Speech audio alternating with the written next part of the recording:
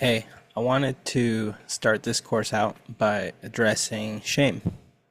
And if you're full of shame right now, I just want to tell you every single ounce of shame is a lie. You don't need to agree with shame. Shame is a lie from the enemy, and that is it, period. Stick a fork in it, that's it. It's a lie. The enemy is the accuser, and he lies. And that's all you need to know about shame. But I have a whole course on it, so let's dive into it. So, to start out, shame is a lie, okay? And it usually starts creating a cycle. And this cycle continues. Because what is the cycle? The cycle is the enemy tells you you're a bad person, or he tells you some other lie. You're not loved, you're not protected, you're not capable, whatever the lie may be that he starts with. He uses a lie to leverage you to get you to do something you wouldn't normally do that doesn't align with the way you were created by God. So he gets you to believe a lie, and then so he shames you into doing something to make yourself feel better. And then what does he do? He says, you're a horrible person. Look at what you just did. Look at what you just proved me right. You are not worthy of love. You're not whatever. Look at how bad you are. Look at how horrible you are. And then you look at it and you go, man, yeah, I guess I am. I guess I am that horrible person. I did just do that. Okay. Dang it. And then you shame yourself because you believed a lie that was trying to shame you. So you acted on shame, and now you're being shamed for acting on shame. And then what do you do to feel better? You act on shame. Say, well, I guess I am a horrible person. I guess I might as well try to make myself feel better and go back to that thing.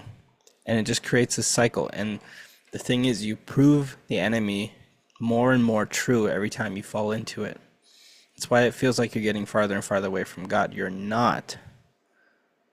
But you are agreeing with shame more and less with God.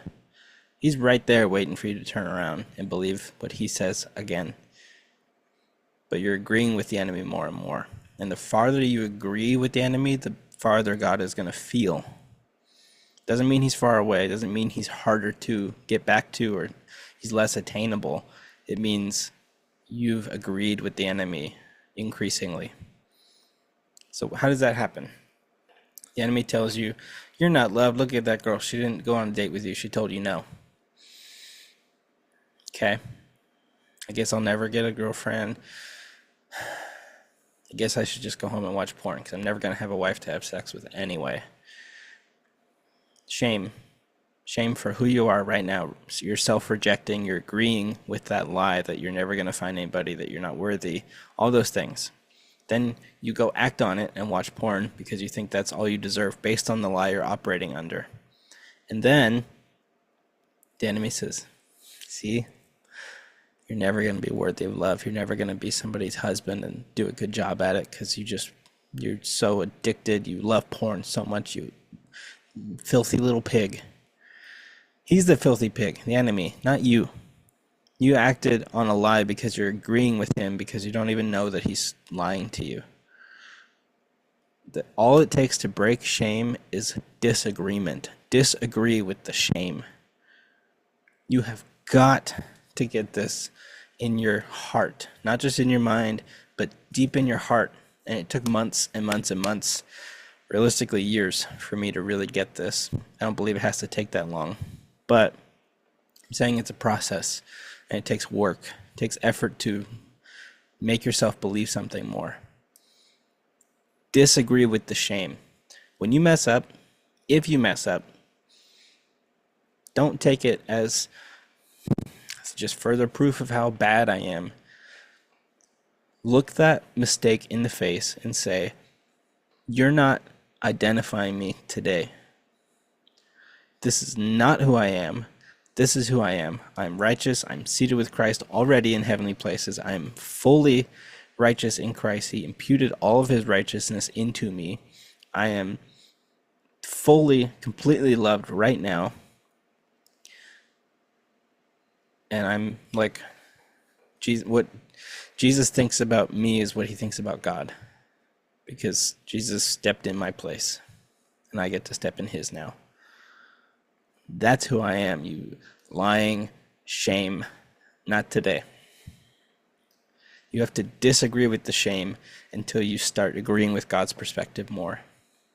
Break the cycle of shame by telling it to go take a leap and not giving it 1 ounce of a time a day and saying, goodbye, I don't agree with you anymore.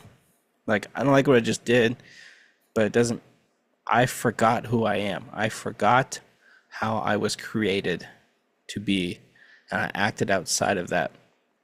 The real word for sin is, I believe, is hamartia. I could be getting this wrong. But the real word for sin actually does not mean to miss the mark. It means to act outside of your design. So in a sense, you're missing the mark of how you were designed. But that design part is important and nobody mentions it. You are acting outside of your design. Eve was already like God, but the serpent lied to her and told her she had to eat the apple to be like God. And then that caused all the problems. She was already like God. She believed that lie. Don't forget how you were created. Disregard the shame. Disregard the enemy's voice. Tell him to go lock himself in a mud pit and sit there forever because he's not going to be heard by you anymore. Shame doesn't get a vote here anymore, okay? If you are ashamed of yourself, I want you to go turn this video off, sit on the floor somewhere in a closed door room, and ask God genuinely, with pad and paper, what do you think of me? Take a Bible and look for verses that describe what he says about people that believe in Jesus. Ask him what he says about you, and only let that be what you agree with. Even if it doesn't feel true right now, only let that be who you agree with. The enemy, the little pit demon, like pat demons, little pets, they lie to you all day long. And the only power they have is lies. But if they can get you to hate yourself and shame yourself, they're winning. They've got you in their cycle. You don't need to change your behavior to prove them wrong. You need to disagree with them to prove them wrong. Like, you feeling ashamed of yourself for watching porn is not going to be fixed by you not watching porn. You not watching porn is going to be fixed by you not being ashamed of yourself anymore. Because you've agreed with how God sees you and the love of the Father for you. I hope that makes sense. Shame is a lie.